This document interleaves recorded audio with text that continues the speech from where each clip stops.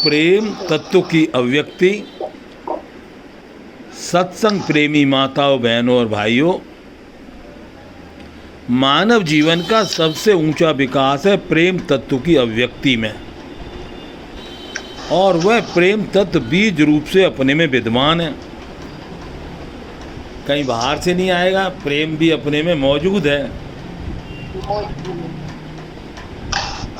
तो सबसे ऊंचा विकास है प्रेम तत्व की अभिव्यक्ति में, और वह प्रेम तत्व बीज रूप से अपने में विद्यमान है। हमारा पुरुषार्थ केवल इतना है कि जिन विकारों के कारण उस तत्व की अभिव्यक्ति नहीं हो रही, उन विकारों को हम खत्म करें। इसलिए आत्मनिरीक्षण कर अपने दोषों को देख के उन दोषों को मिटाएं। विकारों से नीरसता, अभाव आदि दोष उत्पन्न होते हैं। यदि विकार होगा, उसी समय हमारे अंदर नीरसता आएगी, जड़ता आएगी, अभाव आएगा।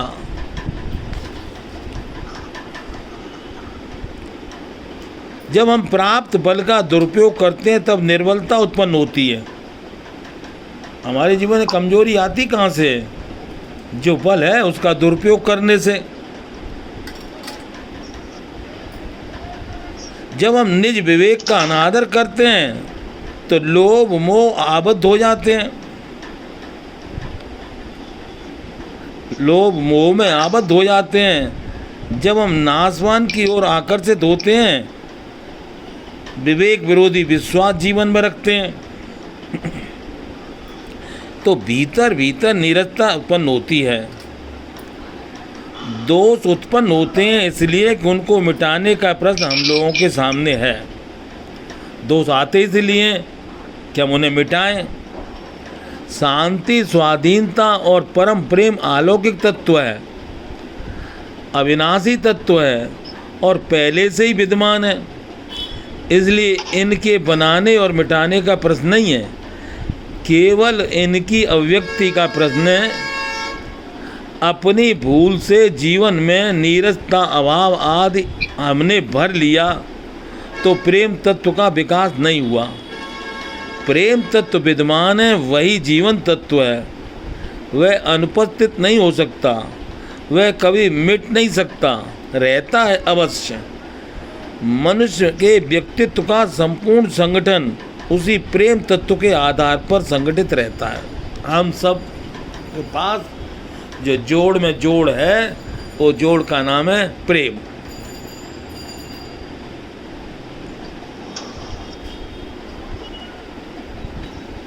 सत्संग के प्रकाश हमें क्या सही है क्या गलत है, इन बातों को जान लेने पर कुछ साधक ऐसे होते हैं जिन्होंने निश्चय कर लिया तो गलती को छोड़ ही दिया। सत्संग के प्रकाश में कहा, भाई ये तो गलती चीज है, इनको छोड़ दिया। उसी दिन से, उसी समय से हमारा विकास चालू हो जाता है कि वो भूल को पुनः ना दोहराने का व्रत ले लिया। लेकिन कुछ साधक ऐसे होते हैं जिन्होंने सत्य को मान लिया तो मान लिया उसी क्षण से। कुछ साधक ऐसे भूल को जान लिया तो जान लिया, फिर मिटा दिया। कुछ साधक ऐसे होते हैं जो मान लिया, सत्य को मान लिया तो मान लिया, उसी मान्यता के अनुसार उनके विचार भी हो जाते हैं, उनका कार्य भी हो जाता है, उनका संपूर्ण जीवन भी वैसा ही हो जाता है। और कुछ साधक ऐसे होते हैं जो सत्संग के प्रकाश में सही बात को जान लेते हैं, विचार के द्वारा स्वीकार कर लेते हैं कि यह ठीक है और यह गलत है, और उसके बाद भी गलती को नहीं छोड़ पाते और सही का अनुसरण कर नहीं पाते। तो अपना देखो भाई कि अपने में कोई गलती है तो कम, हमारी गिनती कौन से में गलती है और उसे मिटा नहीं पाते। नहीं, हवा में गलती को देखना भी है और मिटाना भी है, क्योंकि भाव के अनुसार विचार और विचार के अनुसार कर्म होना चाहिए। सबसे पहले हमारे पास भाव आता है, तो जैसा भाव होगा वैसा विचार होगा, और विचार के अनुसार कर्म होगा।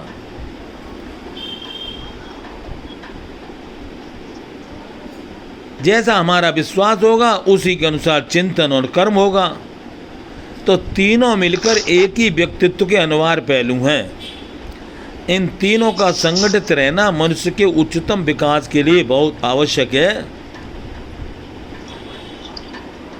कर्म, विचार और विश्वास।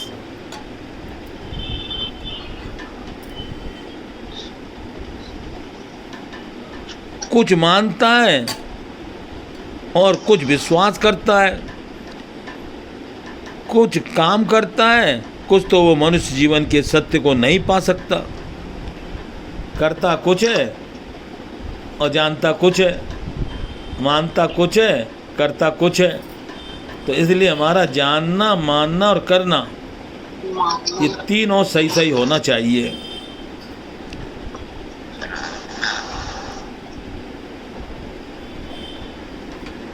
हमारे जीवन में जब रस घट जाता है तभी हमारे जीवन में नीरसता आती है, वरना प्रेम का रस तो हमारे पास हमेशा मौजूद है। लेकिन जब रस घट जाता है उसी समय हमारे जीवन में नीरसता आती है, और फिर ये तीनों कर्म, विचार और विश्वास बिखर जाते हैं।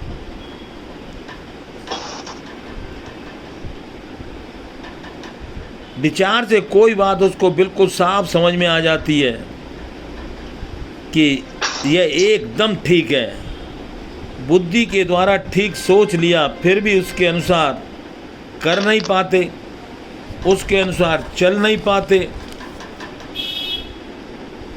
वह सच्चाई को सच्चाई जानकर ग्रहण नहीं कर पाते और बुराई को बुराई जानकर उसको त्याग नहीं कर पाते।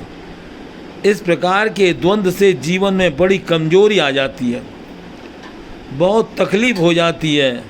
कितनी ही प्रकार की मानसिक और शारीरिक बीमारियां इस द्वंद्व के कारण हो जाती हैं। इससे प्राण शक्ति का ह्रास होता रहता है। इसलिए हमें अपने कर्म क्षेत्र में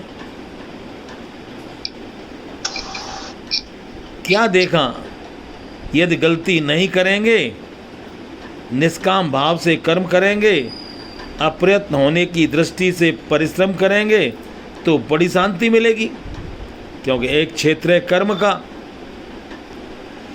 कर्म क्षेत्र में हम लोगों को क्या देखा, यदि गलती नहीं करेंगे, निष्काम भाव से कर्म करेंगे, अप्रयत्न होने की दृष्टि से परिश्रम करेंगे तो बड़ी शांति मिलेगी। तो इस प्रकार हमारा कर्म का क्षेत्र तो ठीक हो जाएगा, शांति आ जाएगी, अलौकिक शक्तियों का विकास होगा। अलौकिक शक्तियां अपने में विद्यमान हैं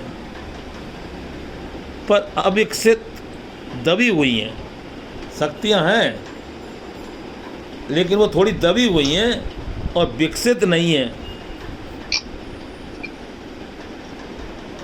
शांति काल में उन शक्तियों का विकास होता है। बस इतना समझ लो, कुछ देर के लिए हमें शांति होगी तो हमारे पास तीन शक्तियां हैं, कर्म की, विचार की और विश्वास की। तो उनमें अलौकिक शक्तियों में दोनों प्रकार की शक्तियां विकसित होती हैं। विचार का भी उदय होता है। इसलिए सबसे ऊंचा रस है प्रिय। प्रियता जिस साधक के जीवन में जितनी अधिक होती है, उसकी अपनी साधना में उतनी ही अधिक गहरी निष्ठा बन जाती है। जिसके जीवन में प्रेम है, तो हम तो देखते हैं जितने साधक हम लोगों के साथ बैठते हैं उन सब के जीवन में प्रेम भरपूर है। इसलिए उनकी गहरी निष्ठा भी है।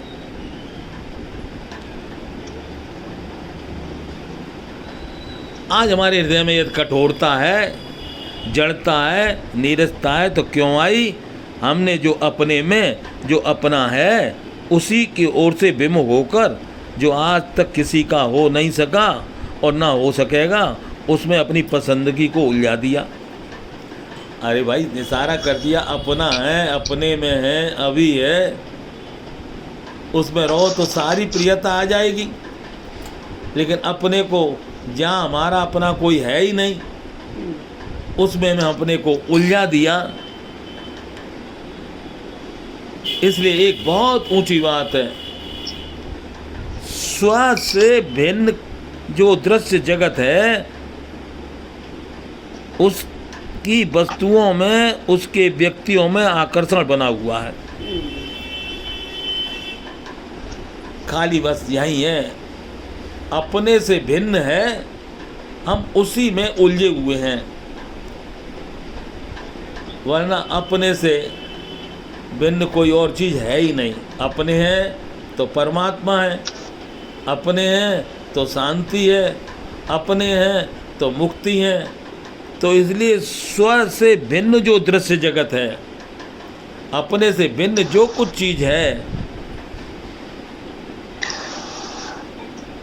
यदि हमारे जीवन उसका आकर्षण है तो विचार करना चाहिए कि उनके साथ हमारी जाति एकता नहीं है, स्वरूप की एकता भी नहीं है, जो अपने से भिन्न है। इसलिए उनकी पसंदगी रस नहीं दे पाती। इसलिए वस्तु, व्यक्ति, परिस्थिति, अवस्था, ये सब हमसे भिन्न है और ये हमें कभी रस नहीं दे पाएंगे। और ये एक रोग का रूप धारण कर लेती है, आसक्ति हो जाती है उनके बगैर। तो बहुत बड़ा दोष है आसक्ति।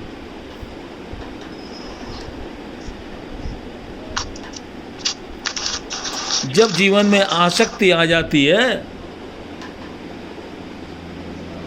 तो हमारे जीवन में सारी कठिनाइयाँ आती चली जाती हैं, हम उसके बगैर रह नहीं पाते। वही आसक्ति आगे चल के नीरसता में बदल जाती है।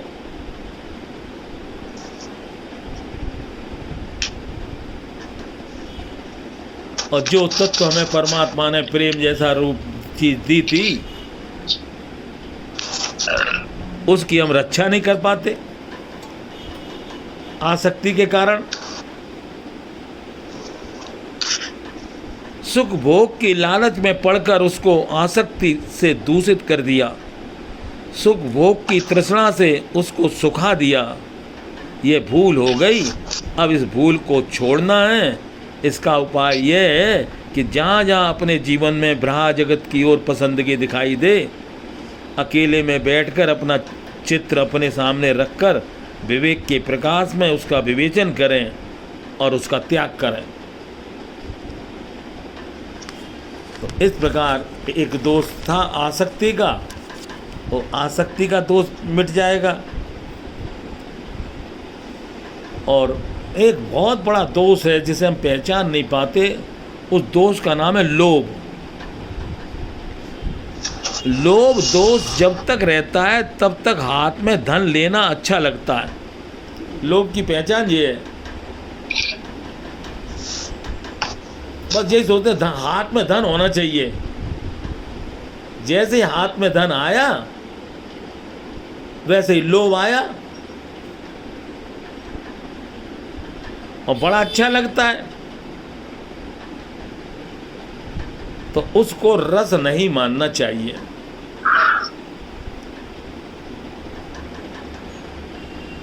उसको रस भी मत मानो, उसको जीवन का आधार भी मत मानो। जब जड़ पदार्थ आपको अच्छा लगेगा तो जीवन में जड़ता बढ़ेगी। जब आपको धन अच्छा लगेगा, धन तो जड़ है,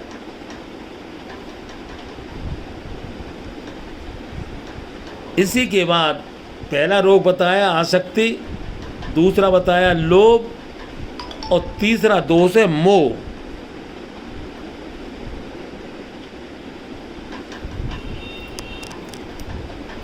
मोह का भी प्रभाव हमारे जीवन में रस को बढ़ाने नहीं देता।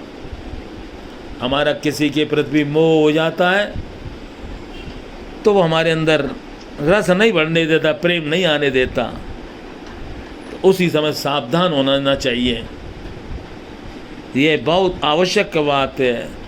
नित्य संबंधी के नित्य संबंध में अगर थोड़ी भी कमी रह गई और व्यक्तित्व में कहीं भी मोह का लेस रह गया तो जगत के व्यक्तियों और वस्तुओं से संबंध मानने का द्वेष रह गया। तब हम उधर ही चले गए जिधर हमें नहीं जाना था। ममता का विकार रह गया तो प्रेम भाव की वृद्धि नहीं होगी। जरा भी मोह है तो पहला दोष मिला आसक्ति, दूसरा लोभ और तीसरा मोह। अब इनको मिटाना आवश्यक है, क्योंकि जो प्रेम तत्व बीज रूप में आपके हमारे अंदर विद्यमान है उसके विकसित होने में देर नहीं लगती। इसलिए हमारे बाहरी साधनों पर जोर नहीं डाला गया है कि आप ये करो, ये करो, ये करो। जोर डाला इस बात पर है कि तुम अपने को निर्दोष बनाओ, अपनी भूल को मिटाओ। देह के संबंध से जो संबंधी माने गए हैं वे नित्य संबंधी हो नहीं सकते। इसलिए 3 बातें बताई, आसक्ति, लोभ, मोह। इसलिए ये तीनों चीज़ों में जाते हैं तो हम बेईमान हैं। तो अब हमें बेईमानी छोड़नी है। तैयार हो बेईमानी छोड़ने के लिए?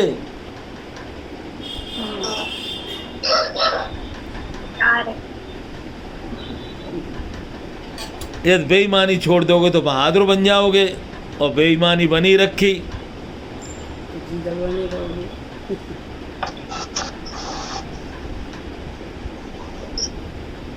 अरे भाई, अब इसमें अभिमान की क्या बात है बेईमान बनने में? जितना लिया था तुमने सारा का सारा दे दिया, तब भी ब्याज बाकी रहा ना। हमने किसी से कुछ लिया और सारा का सारा दे भी दिया, लेकिन फिर भी उसकी ब्याज तो बाकी रही ना। इसलिए किसी वस्तु को, किसी व्यक्ति को, किसी परिस्थिति को, किसी अवस्था को अपना मत मानो। फिर किस बात का घमंड करते हो?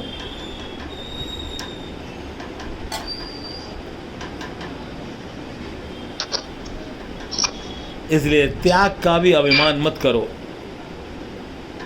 जीवन में त्याग आवे उसका भी अभिमान मत करो।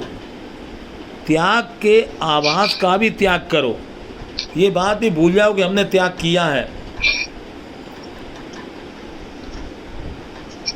भगवत संबंध को सजीव बनाने के लिए बड़े प्यारे प्यारे कुटुंबी जनों के संबंध का त्याग कर दिया। अगर यह भी आभास बना रहा अपने में तो प्रेम का प्रभाव उमड़ेगा नहीं। इसलिए प्रेम तत्व तो परमात्मा ने दिया है और वो तत्व ढक गया है हमारी भूल से। पहली भूल है आसक्ति और दूसरी भूल है लोभ और तीसरी है मोह। नाथ नरक के यही 3 पंथ हैं। यही हमको 3 पंथ हमको उस उधर ले जाते हैं जहाँ हमारा विकास नहीं है, यानी जहाँ प्रेम नहीं है। प्रेम तो हमारे पास था लेकिन वो सूख गया। फिर भी हम कहते हैं जो सत्संग में आ गए हैं, किशमिश कितनी भी सूख गई हो, छुआरा कितना भी सूख गया हो, मानव के जीवन में कितना ही दोष आ गया हो, लेकिन यदि वो एक बार सत्संग कर ले और ये बात का पक्का निर्णय कर ले जो जो चीज़ तुम्हारे अंदर है वो छूट जाए तो विश्वास के द्वारा छूट जाती है। हमने विश्वास कर लिया, अब किसी प्रकार की आसक्ति नहीं रखेंगे, जो मिल जाएगा उसमें संतुष्ट रहेंगे।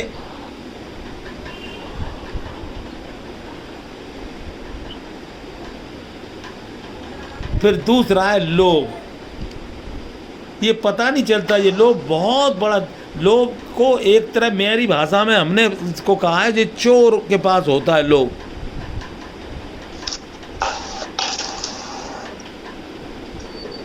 और इसके बाद होता है मोह। कोई चिंता की बात नहीं है, अपने पास तो ऐसी ताकत है, ऐसी चुम्बक है जिसका नाम प्रेम है। तो मानव होने के नाते हमारे पास सबसे बहुमूल्य चीज़ यदि है तो उसका नाम है प्रेम। तो इसलिए पहले हमारा भाव शुद्ध होगा, फिर हमारा विचार शुद्ध होंगे और फिर हमारा कर्म शुद्ध होंगे। हम कोशिश करते हैं पहले कर्म शुद्ध हो जाए, फिर विचार शुद्ध हो जाए, लेकिन नहीं, सबसे पहले शुद्ध होना चाहिए भाव। क्योंकि भाव का ही परमात्मा को आकर्षण है। भगवान कहते हैं भाव बिन सूनी पुकारें, मैं कभी सुनता नहीं। भाव जिस जन में नहीं, उनकी मुझे परवाह नहीं। भाव प्रेरित टेर ही करती मुझे लाचार है। भाव का भूखा हूँ मैं और भाव एक सार है। तो सबसे ऊंची चीज़ है भाव। अच्छा भाव होगा तो विचार अच्छा हो जाएगा, और जब विचार अच्छा हो जाएगा तो कर्म भी अच्छा हो जाएगा। तो हमारे पास यही तो तीन चीज़ हैं, और ये तीनों चीज़ें शुद्ध हो जाती हैं तो हमारे पास प्रेम तत्व की प्राप्ति हो जाती है। तो इस प्रकार जो आज का हेडिंग है वो है प्रेम तत्व की अभिव्यक्ति। हमारे जीवन में प्रेम कैसे आएगा? तो भैया अंदर जली हुई आग है, लेकिन उस आग के ऊपर धूल पड़ गई है। जैसे कंडे की भरोसी होती है, उसमें कंडा अंदर जलता रहता है, लेकिन ऊपर राख आ जाने से पता नहीं चलता। तो ऐसे ही हमारे जीवन में भी अंदर ही अंदर प्रेम तत्व है, प्रेम की आग लगी है। हमें प्रेम चाहिए। कोई मानव ऐसा नहीं मिलेगा वो ये कि हमें प्रेम नहीं चाहिए। वस्तु चाहिए या ना चाहिए ये अलग बात, व्यक्ति मिले या ना मिले ये अलग बात, परिस्थिति हमारी कैसी भी हो बात अलग, अवस्था हमारी कोई भी हो, लेकिन हमें प्रेम तत्व तो चाहिए भाई। मानव होने के नाते प्रेम तत्व की बहुत मांग है, तो वो अभिव्यक्ति हो सकती है, क्योंकि दाता ने तो दी थी, दाता ने तो हमको प्रेम दिया था, हैं? जब वो प्रेम प्रभु का दिया हुआ है, लेकिन हमारी भूल से ढक गया है, तो वो भूल हमें मिटानी है, तो देखनी भी है और मिटानी भी है। इसलिए पहला नियम हुआ आत्मनिरीक्षण। प्राप्त विवेक के प्रकाश में अपनी भूल देखना। तो कौन सी भूल? तो तीनों भूलों को ध्यान रखें, कहीं आसक्ति तो नहीं है।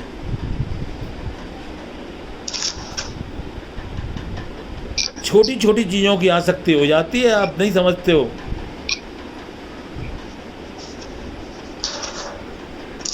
और छोटी छोटी चीज़ों को लोभ कर बैठते हैं,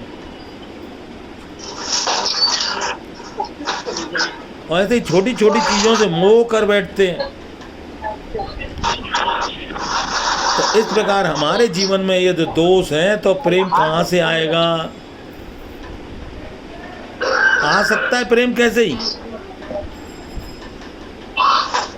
तो इसलिए दोष हमारी भूल से आया था,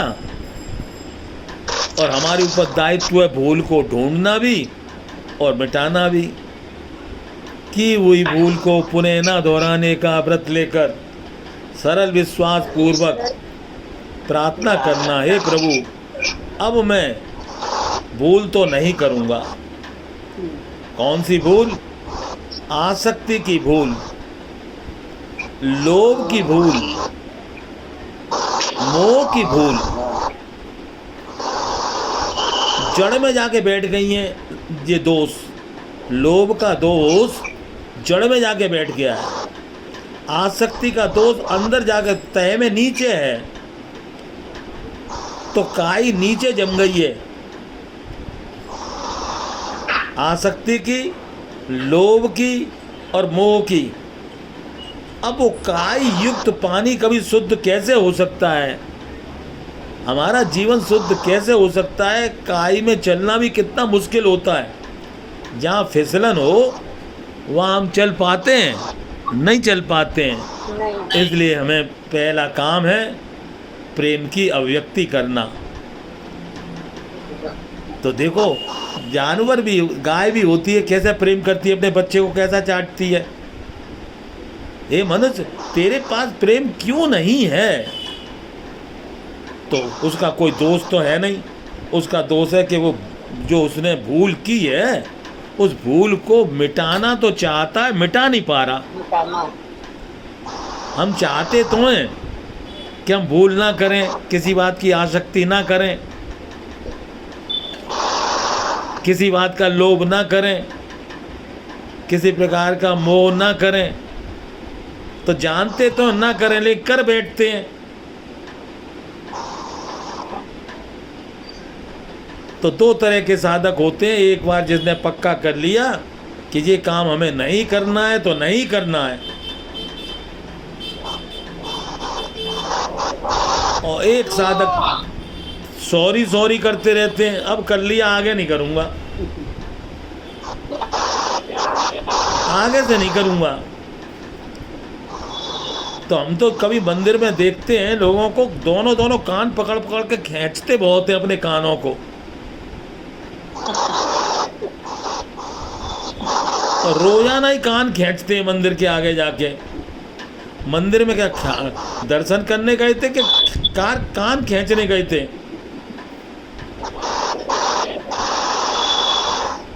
इसलिए मना मन मंदिर आलीशान, तेरे पूजन को भगवान। मना मन मंदिर आलीशान। अपना मंदिर बनाना है तो अपने हृदय में ही बनाओ, और ऐसा आलीशान मंदिर बनाओ कि जिसमें आसक्ति तो आवे ही नहीं। अरे देखो, हम लोगों को सनातन धर्म में सिखाया जाता, भाई दी वे फूल नहीं है और भगवान की पूजा करनी है, तो कहते हैं नहीं है ना, सही अक्षत लाओ, चावल लाओ, और चावल को फूल मान लो।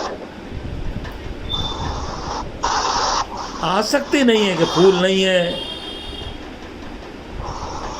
ऐसे ही खाना खाने बैठो और कोई चीज नहीं है, अब वो तो हम खाएंगे ही नहीं। तो दो प्रकार की आसक्ति होती है, एक खाने की आसक्ति और एक न खाने की आसक्ति। क्यों नहीं खाओगे जी? क्योंकि आसक्ति है। आसक्ति दो प्रकार की होती है, एक पॉजिटिव, एक नेगेटिव। एक करने की आसक्ति होती है, एक न करने की आसक्ति होती है। ऐसे लोभ भी दो प्रकार का होता है, एक करने वाला लोभ और एक न करने वाला लोभ।